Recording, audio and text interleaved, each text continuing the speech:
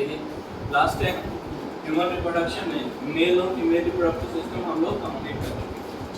आज हम next topic के साथ हैं, दैट इज ह्यूमन रिप्रोडक्शन में। अब हम बात करेंगे कि गैमेट्स की फॉर्मेशन किस तरह से।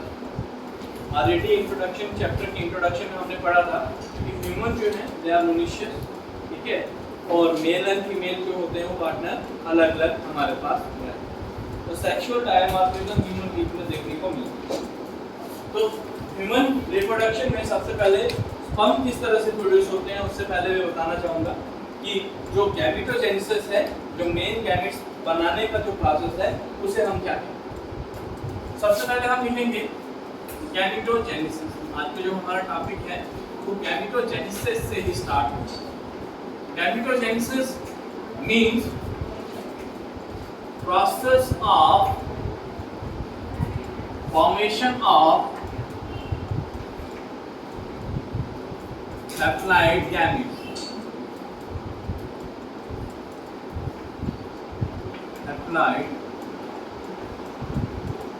gametes की फॉर्मेशन को हम क्या कहेंगे, gametogenesis.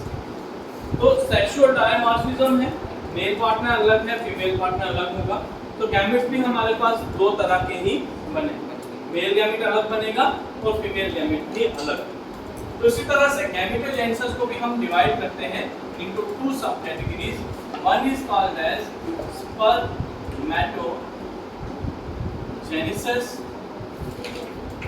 And second one is oogenesis. Spermatogenesis, it is a process which is seen in male reproductive system, and oogenesis it is in female reproductive system. By definition अगर हम बात करें तो spermatogenesis में हमारे पास क्या होगा, process of formation of sperms from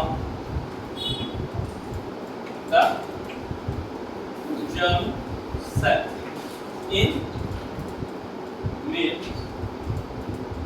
clear? तो यहाँ पे बेसिकली हमारे पास क्या बनेगा, स्पर्म की फॉर्मेशन हमारे पास। अब oogenesis में हमारे पास क्या होगा, it is a process of formation of secondary oocyte from the primary follicular cells or primary oocyte, हम कहते हैं from the primary oocyte or the follicular cell। ठीक है, इसमें होगा फीमेल। क्लियर? तो सबसे पहले हम बात करेंगे स्पर्मेटोजेनेसिस। तो स्पर्मेटोजेनेसिस का प्रोसेस जो है वो कंप्लीट होता है हमारे पास दो फेजेस के अंदर। कितने फेजेस के अंदर? दो फेजेस के अंदर। तो इसमें हम लिखेंगे that process of spermatogenesis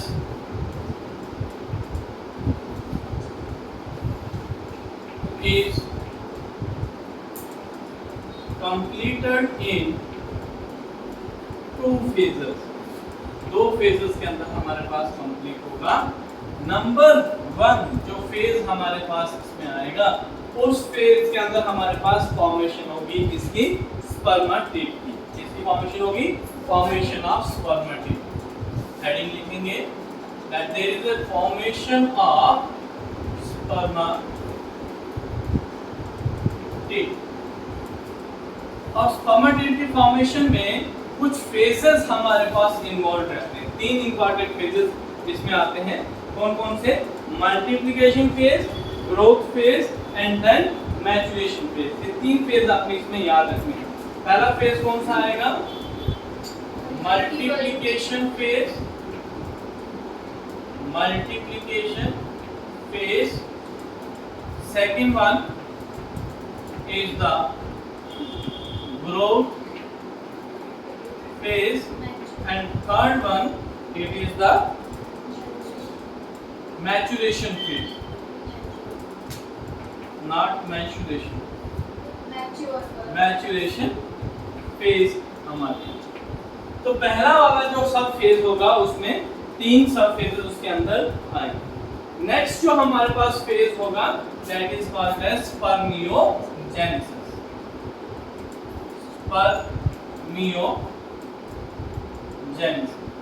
spermiogenesis case में क्या होगा that there is formation of sperm from spermatid। अब ये स्पर्मेटिड्स क्या है ये आपको इसके ग्राफिकल रिप्रेजेंटेशन में पता चले। स्पर्मेटिड्स से स्पर्म बनने का जो प्रोसेस होगा उसे क्या कहा जाएगा स्पर्मियोजेनेसिस कहा जाएगा।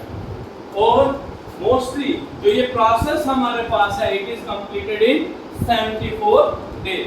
पूरा स्पर्म बनने का जो प्रोसेस है वो ह्यूमन में कितने दिन में कंप्लीट होता है 74 process it is completed in 74 days में ये प्रोसेस पूरा हमारे पास क्या रहता है बेटा control.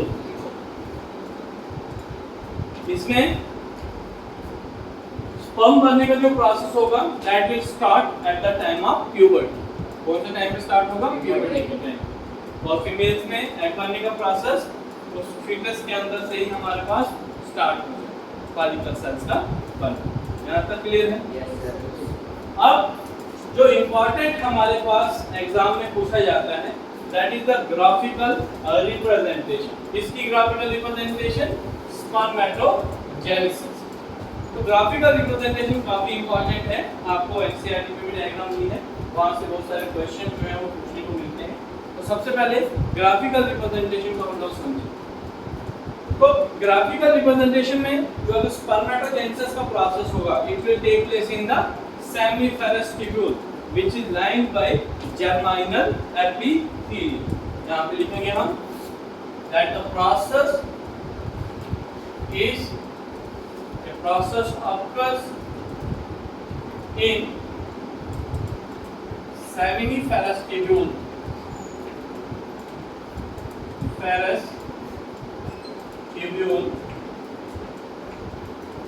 lined with germinal epithelium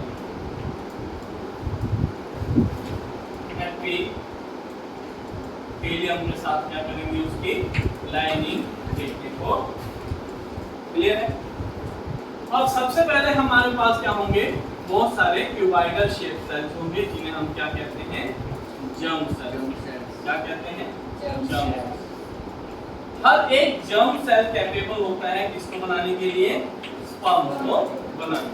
तो जो ये लेयर आपको दिख रही है this is the layer of germinal epithelium. क्या कहेंगे इसे जर्माइनल एपिथेलियम। कोई दिक्कत तो नहीं आई यहाँ तक समझने? तो सबसे पहले हमारे पास क्या होगा इसमें जो जर्म सेल है वो कौन से फेज में एंटर करेगा मल्टीप्लिकेशन फेज। तो मल्टीप्लिकेशन फेज में देखियो जितने भी जर्माइनल एपिथेलियम सेल्स हैं वो सारे के सारे क्या है डिप्लॉइड क्या है डिप्लॉइड। अब यहाँ पे सबको नहीं मैं बताऊंगा, एक को ही यहाँ पे रिप्रेजेंट करके बताऊंगा कि उसमें क्या चेंजेस आ रहा है। यहाँ पे मान लेते हैं कि ये वाला जर्म सेल क्या करता है मल्टीप्लिकेशन फेज में एंटर करता है। किस फेज में एंटर करेगा मल्टीप्लिकेशन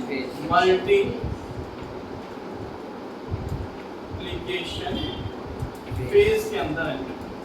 तो मल्टीप्लिकेशन फेज में ये डिवाइड करेगा with the help of a division that is called as mitosis. किसके थ्रू डिवाइड करेगा माइटोसिस। तो यहाँ पे हमारे पास क्या होगा एक से कितने सेल बनाएगा दो सेल हमारे पास बनेंगे।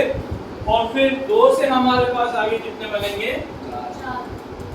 फ्लूइडिटी क्या होती है? क्या फ्लूइडिटी क्या होती है? फ्लूइडी इनकी डिप्लॉइड होंगे सारे सारे। क्या होंगे ये डिप्लॉइड। क्यों होंगे? क्योंकि ये माइटोटिकली क्या कर रहे हैं अभी डिवाइड कर रहे हैं।